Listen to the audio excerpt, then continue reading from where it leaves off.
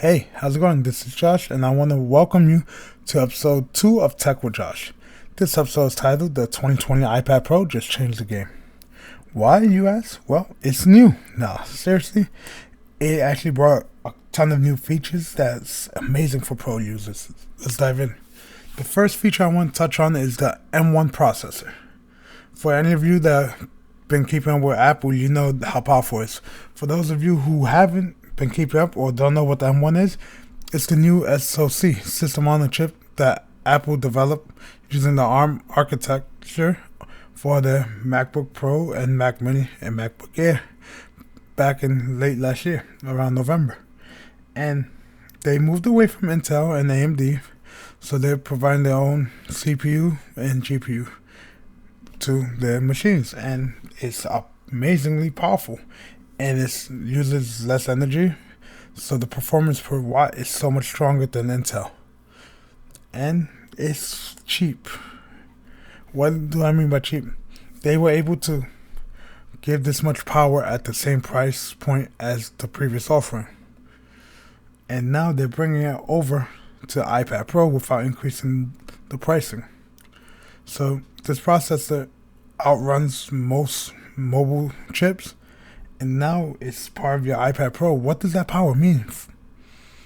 Are you going to play some games and that's it? No, the iPad Pro is meant as a productivity device for pro users. Well, a lot of people, we know, buy it to have the best, and they're not going to take advantage of it, but still it comes with some caveats, such as everything I'm going to talk about that might make it worth your next purchase. But the main reason I'm so excited for the M1 processor and these new iPad Pros is because of the potential.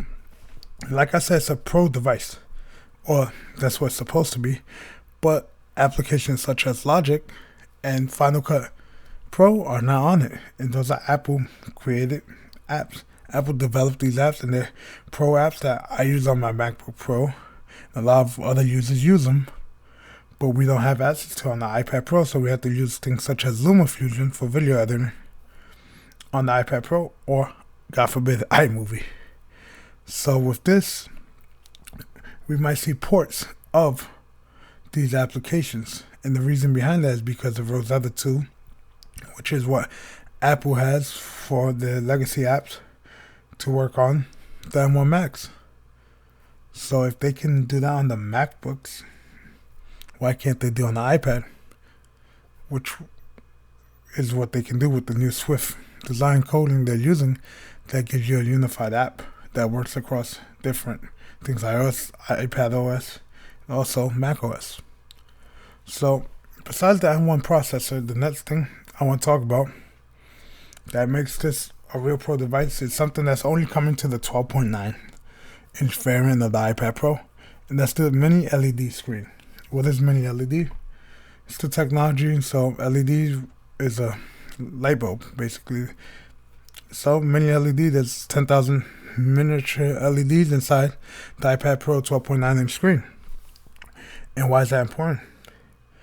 Well, it means you're getting the best picture quality you can on the iPad with this screen. So it's close to OLED style colors for the blacks, deeper blacks.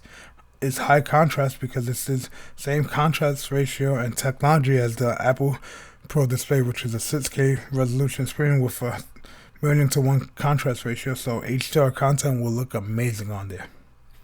So you have this technology in your hands, but the main reason why is for the color grading. The color accuracy of this will be way better than the traditional screens that the iPads have been using. And you're still getting the buttery smooth 120Hz ProMotion display and the Apple Pencil compatibility. What's so important about the 120Hz? It's just the way it flows. It's smoother, the scrolling, less jittery. And Android users have had this for years on their phones, on the OnePluses of the world, the ROG phones, even the Galaxies. Apple just has an iPad Pro because, I don't know, but it's amazing, and with mini LED, it's going to be even better. So now you have the processor and the screen. At pro levels, what's next? Thunderbolt. Apple brought Thunderbolt into the iPad Pro. And this is big. Why? Because of speed. You may say, but Josh, on paper, Thunderbolt 3 goes 40 gigabits per second, and USB 4 is the same thing, 40 gigabits per second. It's not the same. Thunderbolt is just like Firewire was. Some more consistent speed. You can daisy chain accessories off of it and do so much more with it, like hubs. Actual hubs, not these little dongles. So let's take, for example, my G-Tech RAID systems that I have here. So I have multiple G-Tech hard drives for my server and everything. So the good thing about it is I can plug it directly into my iPad, and guess what?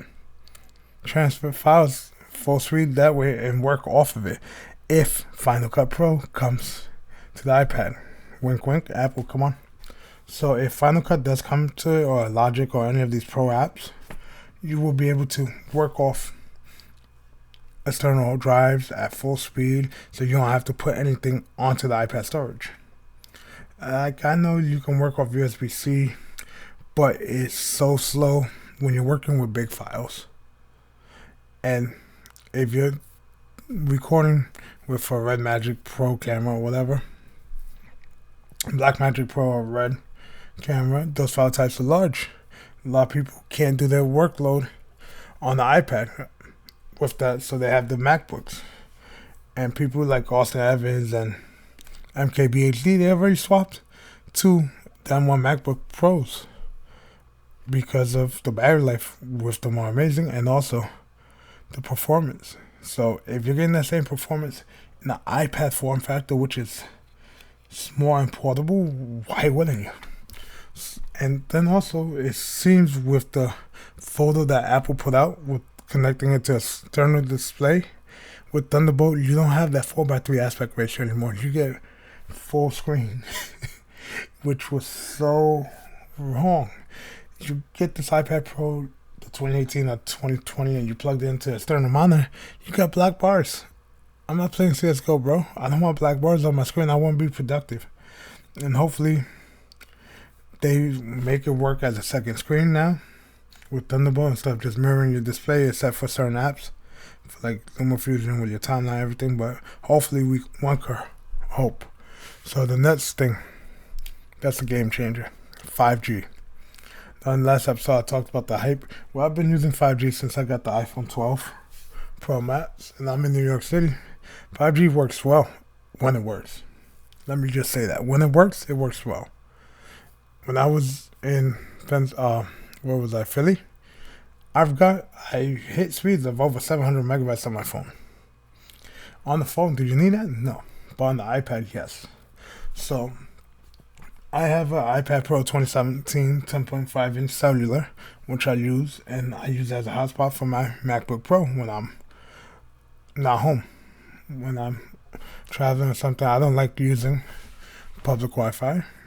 Don't feel like paying for a VPN. I have a VPN. Just don't feel like loading it up sometimes. And if I have my iPad Pro, why not use it? It's in my phone plan, you know? Or if, like this past week, I was away for a week out of state, I took the iPad with me and used it for GPS while driving. Right to my phone, because the battery life on this is bigger. So that's the main thing. You have 5G connectivity. So if you're uploading a video, if you're a YouTuber and you want to upload a video, 5G is amazing. And guess what? Your MacBook Pro, even though it's M1, doesn't have 5G built in, whereas the iPad does. Tether off the iPad, and guess what? Wi-Fi 6. When you tether on it, so you have the fastest Wi-Fi available right now. So you say, okay, that's great, okay. But what happens if you're working from home and your iPad is your Zoom caller? Well, we know they have the Studio Mic arrays with the new M1s, and even with the 16-inch MacBook Pro, they've been improving the mics on these devices. But the iPad Pro has something called Sensor Stage, whereas the camera, the front-facing camera, is ultra wide now. It follows you and keeps you in focus. They demonstrated this with a video call going on, and a guy's talking while cooking, and then his daughter comes to the screen, and it focuses on her because she's the one talking, then focuses back to him, which might sound like gimmicky, but if you have done video calls because of the pandemic, you can understand how hard is it to get in focus with these webcams. My 2018 MacBook Pro webcam is a potato. And a lot of these Mac ones are. Even the iMac Pro with its 1080p FaceTime HD camera wasn't that great. And you usually have to buy, like I bought a cheap webcam that I got on sale for like $14 and it works great. But with the new iPad, I'm waiting to see how it is. Because I definitely am buying one next week when it can be pre-ordered, April 30th. And so, storage, 128, 256, 512 or 1 terabyte, but now it also comes in 2 terabytes. 16 gig RAM for 1 terabyte, 2 terabyte version. Do I need it? No. I'm personally going with the 8 gig, 128 gig storage. Why? Because I have a USB 3.1 hub with 400 gig NVMe drive in it, with USB ports attached and HDMI. So I personally don't need storage. I have, like I said, the file server at home, and I have cloud space. If I won't watch a movie, I'll just stream it. I have unlimited on my data plan. But I'm getting it because performance is going to be amazing, and what I can potentially do in the future with these Apple productivity apps maybe coming in the near future. We gotta wait for WWDC. And in case you want the magic keyboard comes in white now. So, like I said, the 2021 iPad Pro just changed the game. And I'll do a review once I get it. Take care and see you guys in the next one.